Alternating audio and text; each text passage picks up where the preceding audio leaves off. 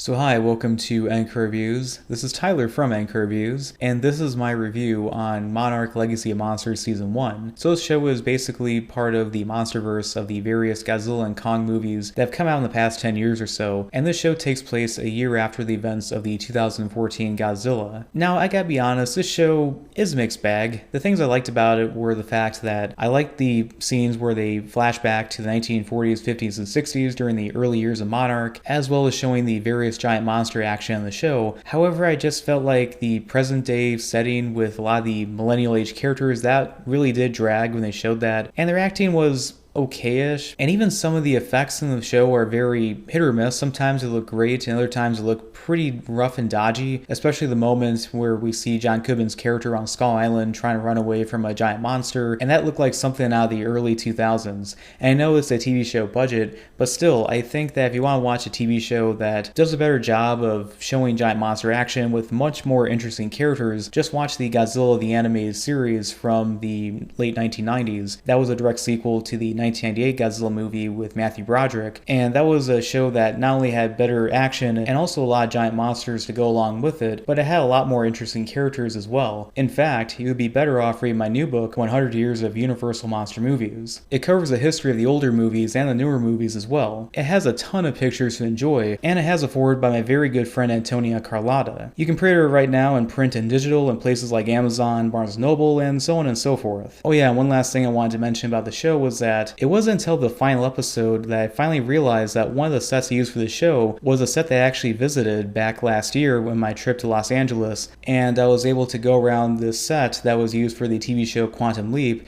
but now I'm realizing that was basically the same set also used for this show as well, so that was kind of cool. But overall, I think Monarch Legacy of Monsters, it's okay. I think it's a show that has its moments, but definitely has its low points as well. And I just hope that if the show does get a second season, I just hope that they improve upon the stuff that was lacking and just give us more of the good stuff. So anyway, this is Tyler from Anchor Reviews, and I hope you enjoyed this episode of After the Credits on Anchor Reviews. Please like and subscribe.